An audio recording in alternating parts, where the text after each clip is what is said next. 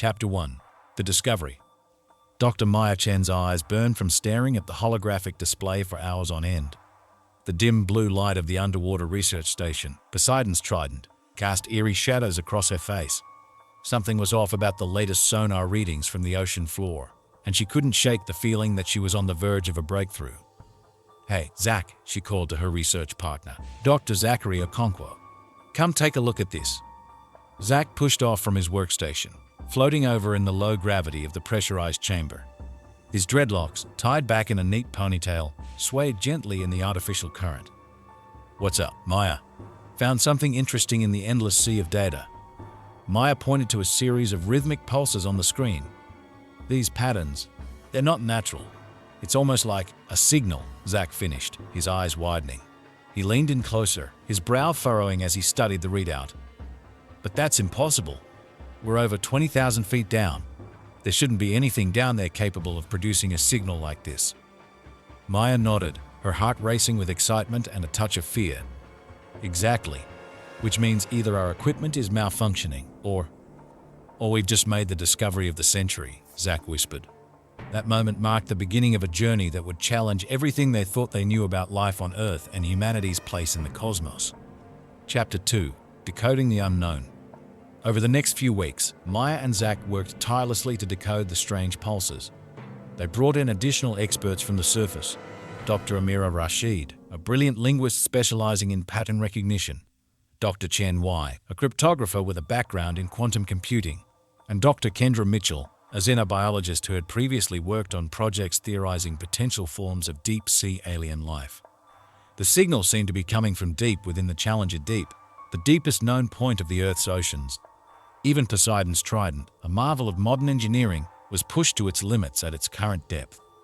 Venturing deeper would require new technology and immense risk. As the team worked, they began to notice strange occurrences around the station. Equipment would malfunction without explanation, and some crew members reported seeing shadowy figures in the murky waters outside the reinforced windows. Paranoia began to set in, with whispers of sabotage and government cover-ups spreading through the close-knit community of scientists and support staff. Dr. Eliza Khoury, the expedition's military liaison, pushed for caution. A veteran of multiple classified operations, her steely gaze and no-nonsense attitude often put her at odds with the more idealistic scientists. "We don't know what we're dealing with," she argued during a heated meeting in the station's central hub. "This could be first contact with an intelligent aquatic species, or it could be a trap set by a foreign power. Hell, for all we know, it could be some ancient defense system left behind by a prehistoric civilization. We need to inform the surface and wait for instructions." Maya stood her ground, her passion evident in every word. "If we don't investigate, someone else will. The Chinese, the Russians, even private corporations, they'd all kill for a discovery like this. We have a responsibility to science, to humanity, to find out what's down there. Besides, we're the best equipped to handle whatever we find. This is what we've trained for our entire lives." The debate raged on, with valid points on both sides. In the end, curiosity won out over caution, but not without conditions. A small team including Maya, Zach, Dr. Khoury, and Dr. Mitchell would descend in the Nautilus, a state-of-the-art deep-sea exploration vehicle capable of withstanding the crushing pressures of the Hadal Zone. The rest of the team would monitor from the station, ready to send help or alert the surface at the first sign of trouble. Chapter 3. Into the Abyss. As the Nautilus detached from Poseidon's trident and began its descent into the Inkai blackness, Maya felt a mix of excitement and trepidation. Years of training and preparation had led to this moment, but nothing could truly prepare them for the unknown. Zach monitored the vehicle systems, his usual joking demeanor replaced by intense concentration. Dr. Mitchell kept her eyes glued to the external sensors, looking for any signs of life in the vast emptiness. Dr. Khoury sat silently, her hand never far from the emergency protocols panel. As they sank deeper, the signal grew stronger. Maya's heart raced with anticipation and fear. What would they find in the depths? A new species? An alien probe? Or something beyond their wildest imaginations? Suddenly, their instruments went haywire. The Nautilus spun, caught in some kind of energy field that defied the laws of physics as they understood them. Through the viewports, they saw a shimmering, translucent structure materialize out of the darkness, a massive dome, easily the size of a small city, hidden in the ocean depths. Before they could react, they were pulled inside. Chapter 4. A World Below. The interior of the dome was beyond anything they could have imagined. As the Nautilus breached the shimmering barrier, they found themselves in a vast cavern filled with breathable air. Bioluminescent plants and strange, organic-looking structures provided soft illumination, revealing a landscape that was both alien and hauntingly familiar. As they cautiously exited the submersible, gravity returned to normal, or what passed for normal on the surface. How was this possible, miles below the ocean's surface? They didn't have long to ponder this question before they were surrounded. The beings that approached them were humanoid, but with subtle differences that spoke of millennia of adaptation to their underwater environment. Slightly larger eyes, webbed fingers and toes, and skin that seemed to shimmer with a faint, bioluminescent glow. One of the beings stepped forward, raising a hand in what seemed to be a gesture of peace. To everyone's shock, it spoke in perfect, albeit oddly accented, English. "Welcome, surface dwellers," the being said. "We have been expecting you." What they discovered within that hidden world defied explanation.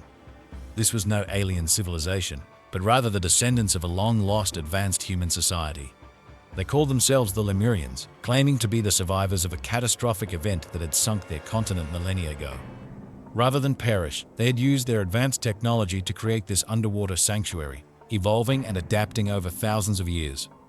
All this time, they had been watching the surface world, growing increasingly concerned about humanity's impact on the planet. The signal was a test away to see if surface humans were ready for the truth.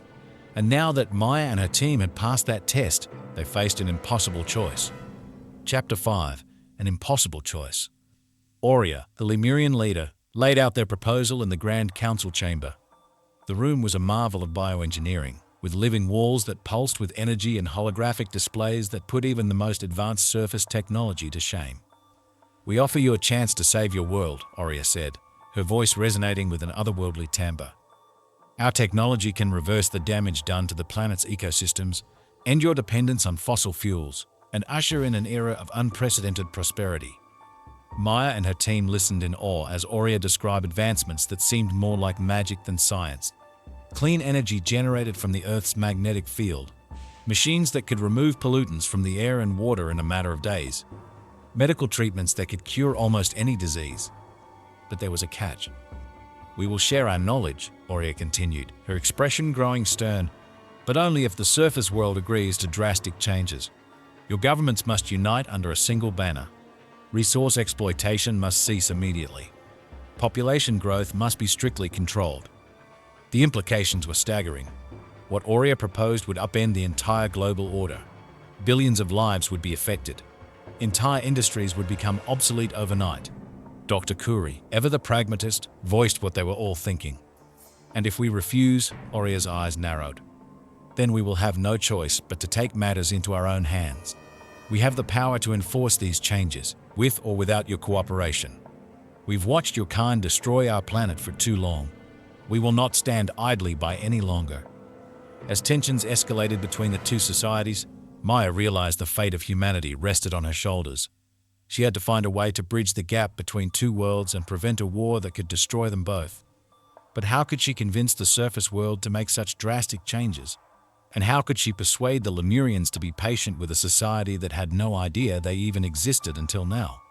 Chapter 6. Race Against Time. The next few weeks were a blur of frantic activity.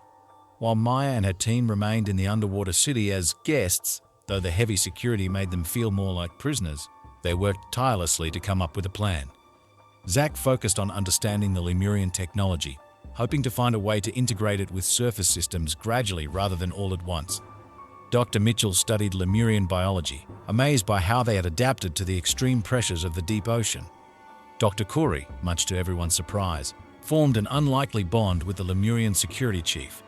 Together, they war-gamed various scenarios of how the surface world might react to the revelation of the underwater civilization. Maya, for her part, spent countless hours in negotiation with Aurea and the Lemurian Council. She pushed for a more gradual approach, arguing that too much change too quickly would lead to chaos and resistance. "Your hearts are in the right place," Maya said during one particularly heated session. "But you can't expect to undo thousands of years of human development overnight. Give us time. Let us introduce your existence to the world gradually. We can work together to implement changes, but it has to be a cooperative effort, not an ultimatum." Aurea seemed to waver, but other council members were not so easily swayed. "We've given your kind time," one argued. "Centuries of time, and in that time, you've brought the planet to the brink of destruction. Why should we trust you now?" It was a fair question, and one Maya struggled to answer. As the debates raged on, concerning news arrived from Poseidon's trident. The surface world had noticed their prolonged absence. Ships were being dispatched. There were rumors of military involvement. Time was running out. Chapter 7. The Revelation. In the end, it wasn't advanced technology or military might that saved them. It was Maya's ability to communicate, to help both sides see their common humanity and shared responsibility to the Earth. In a bold move, she convinced Aurea to allow a live broadcast to the surface. Using Lemurian technology patched through to the Poseidon's Trident's communication array, Maya addressed the world. She revealed the existence of the Lemurians, explained their history and concerns, and laid out the choice humanity now faced. It was a moment that would be forever etched in history, the day the world learned it was not alone. The immediate reaction was chaos. Stock markets crashed. Religious leaders called emergency conclaves. Militaries around the world went on high alert. But as the initial shock wore off, something remarkable happened. People began to listen, to think, to see the bigger picture. Environmental groups rallied behind the Lemurian cause. Scientists clamored for the chance to study the advanced technology. Even political leaders, sensing the tide of public opinion, began to cautiously voice support for cooperation. There were holdouts, of course. Those with vested interest in the old ways of doing things fought back hard. Conspiracy theories ran wild. In some parts of the world, riots broke out. But the movement for change had begun, and it was unstoppable. Epilogue: A New Dawn. 1 year later, Maya stood on a beach, watching as diplomats from around the world prepared to meet with a delegation of Lemurians. It was the first official summit between the two societies, the culmination of months of behind-the-scenes negotiations. Zach joined her, shaking his head in amazement. "Did you ever think, when we first saw those signals, that it would lead to this?" Maya smiled. "Not in my wildest dreams, but I'm glad it did." The world was far from perfect. Change was happening, but slowly. There were still conflicts, still those who resisted. But for the first time in a long time, there was hope. Real, tangible hope for a better future. As she watched the Lemurian delegation emerge from the waves, Maya reflected on how much had changed. The world would never be the same, but perhaps, just perhaps, it could be better. The mystery of the depths had been solved, but humanity's greatest challenge was just beginning. A challenge that would unite two long-lost branches of the human family, and, with luck, secure a future for all life on Earth. Maya took a deep breath of salty air and smiled. Whatever came next, she was ready to face it. They all were.